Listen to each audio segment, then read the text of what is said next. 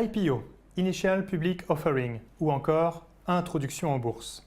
Cette opération financière permet à une société privée d'émettre pour la première fois des actions sur un marché boursier. Facebook et Twitter sont deux des IPO les plus importantes de ces dernières années. Alors, pour quelles raisons une entreprise privée décide-t-elle d'entrer en bourse? Premièrement, pour lever les capitaux. Si une entreprise a besoin de fonds pour se développer, elle peut emprunter de l'argent ou émettre des actions au travers d'une IPO. L'avantage pour la société, c'est que cela lui permet de générer de la publicité, la notoriété gratuitement, et de renforcer son image de société performante et prospère. Qu'est-ce que cela signifie pour les investisseurs?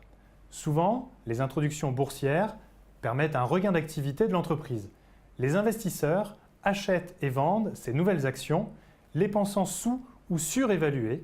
Cela peut créer une volatilité qui, bien que risquée, permet des opportunités d'investissement. Il est possible de négocier une action avant son introduction en bourse, en passant par un marché gris.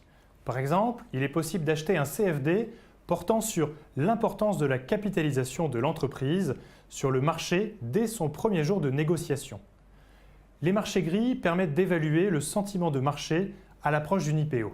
Une fois l'introduction d'une société effectuée, il est bien entendu possible de négocier ces actions de la même manière que pour une autre entreprise. Cependant, il est important de vous tenir informé de l'actualité des marchés. Plus vous comprenez le fonctionnement d'une entreprise et de son secteur d'activité et les circonstances d'une introduction en bourse, plus vous pourrez évaluer avec précision la valeur de l'action et les risques encourus.